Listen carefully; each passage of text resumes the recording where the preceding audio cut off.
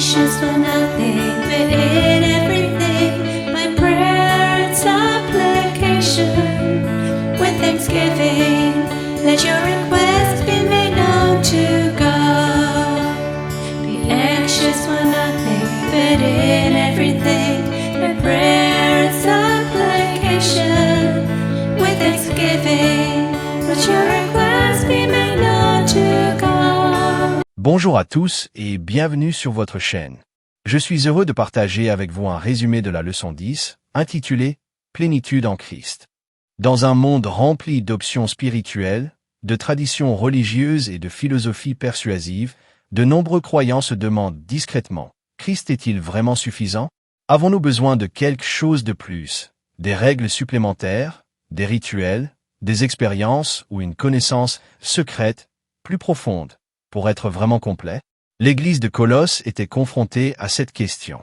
Influencée par des enseignants sincères mais mal avisés, ses membres se voyaient dire que la foi en Christ n'était pas suffisante.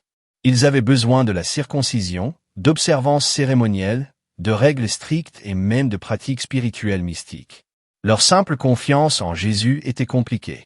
Dans l'Épître aux Colossiens, chapitre 2, l'apôtre Paul répond avec clarté et puissance. En Christ réside toute la plénitude de la divinité corporellement, et vous êtes complet en lui. Rien ne doit être ajouté à ce que Jésus a déjà accompli. Les ombres ont disparu parce que la substance est venue.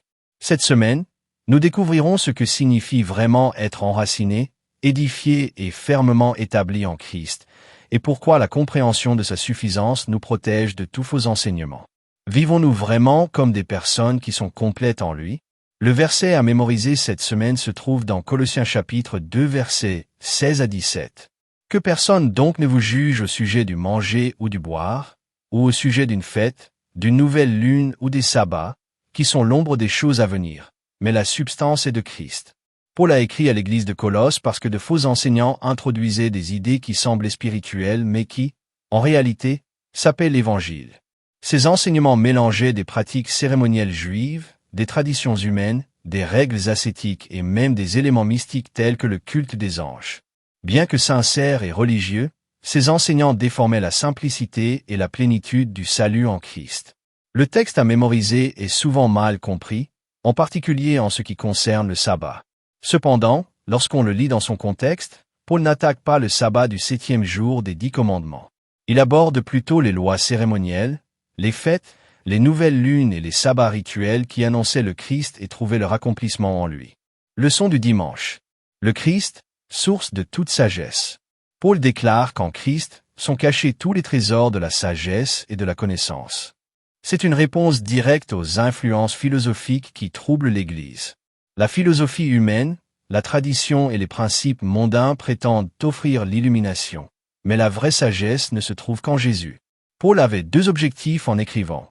Encourager les croyants et les unir dans l'amour et la vérité. Il loue leur ordre et leur constance. L'organisation et la structure de l'Église n'étaient pas purement administratives. Elles préservaient la pureté doctrinale et la stabilité spirituelle. L'ordre protège la vérité. Lorsque l'Église s'appuie sur l'enseignement apostolique, les croyants restent fermes contre la tromperie. La confiance en Christ vient du fait d'être ancrée dans la vérité biblique et non dans des idées humaines changeantes. Grâce à l'enseignement correct que les Colossiens avaient reçu des compagnons de Paul, ils avaient une foi inébranlable. Elle ne peut être ébranlée car elle repose sur un fondement biblique solide qui, s'il est respecté, les aide à se protéger des erreurs propagées par les faux enseignants. Lundi, enraciné et édifié en lui. Paul présente un principe clé pour la vie chrétienne.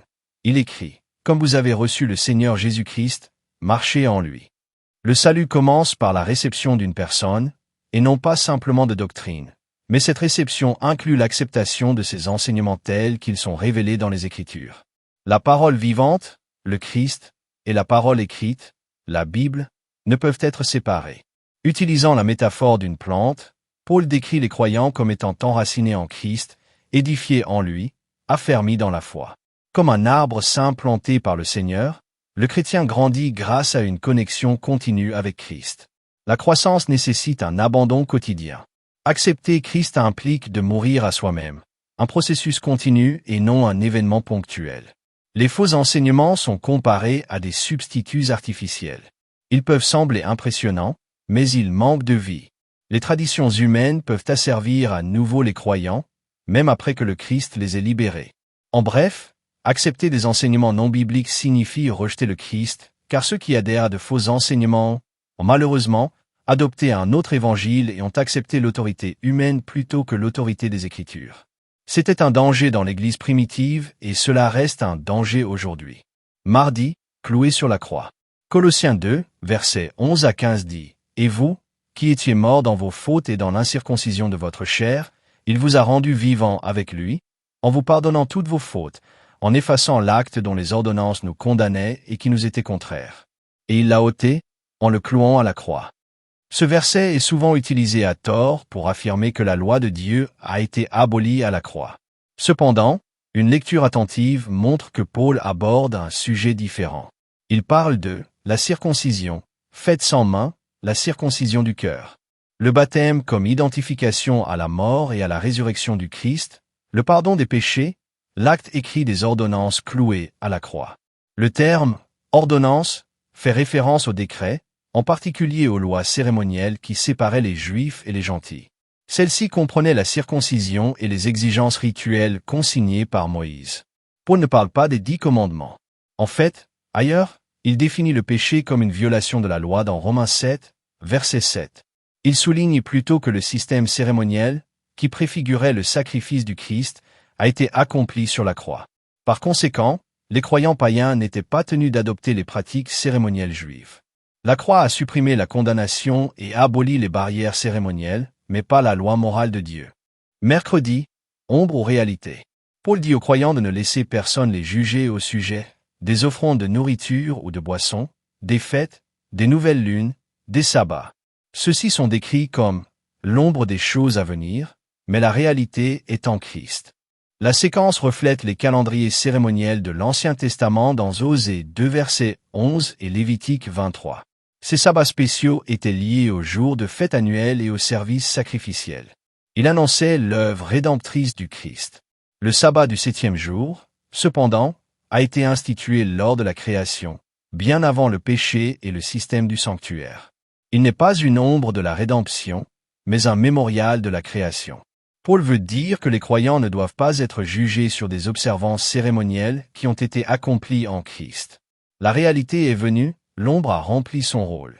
Il met également en garde contre la fausse humilité, l'adoration des anges, l'orgueil spirituel mystique. Toutes ces pratiques détournent l'attention du Christ, qui est le chef de l'Église. Jeudi, les commandements des hommes. Paul met également en garde contre la soumission aux principes fondamentaux du monde. Même si les lois cérémonielles ont été données par Dieu, insister sur leur respect après leur accomplissement les transforme en simples règles imposées par les hommes. La mort du Christ a symbolisé la fin du système cérémoniel, la déchirure du voile du temple a marqué cette transition. Paul avertit que les règles ascétiques telles que « ne touche pas »,« ne goûte pas »,« ne manipule pas » peuvent sembler sages ou humbles, mais n'ont pas le pouvoir de transformer le cœur.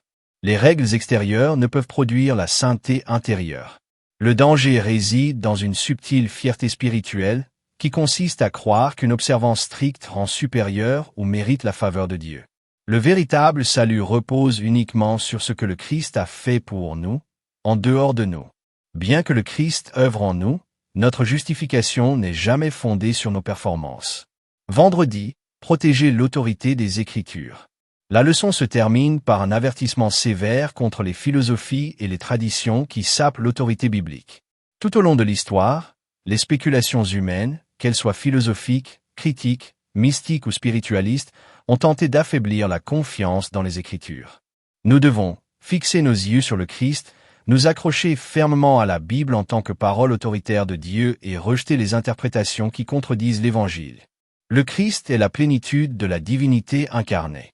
Il est le chef de toutes les puissances. En lui, les croyants sont complets.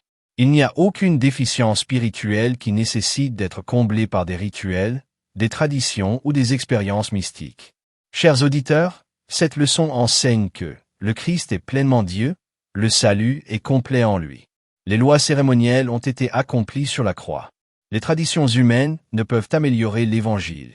La croissance spirituelle vient du fait de rester enraciné en Christ. Les croyants doivent se prémunir contre tout ce qui diminue l'autorité biblique. Le cœur du message est simple mais profond. Nous sommes complets en Christ. Rien ne doit être ajouté. Rien ne peut le remplacer. Rien ne doit rivaliser avec lui. Alors que nous terminons cette leçon, une vérité prime sur toutes les autres, Jésus suffit. En lui réside toute la plénitude de la divinité, et en lui nous sommes rendus complets. Aucune philosophie, aucune tradition, aucune cérémonie et aucune règle humaine ne peuvent ajouter quoi que ce soit à ce que Christ a déjà accompli sur la croix. Les ombres du système cérémoniel pointaient vers lui, mais une fois que la substance est venue, les ombres ont rempli leur fonction.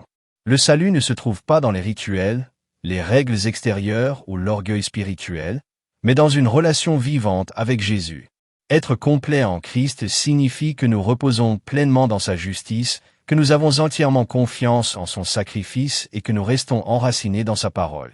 Cela signifie que nous refusons de laisser quiconque juger notre position devant Dieu sur la base de normes humaines. Notre identité, notre assurance et notre espérance sont fondées sur ce que Christ a fait pour nous. Puissions-nous marcher chaque jour dans cette confiance, enracinés, édifiés et affermis dans la foi, sachant qu'en Christ, nous ne manquons de rien. Que Dieu vous bénisse.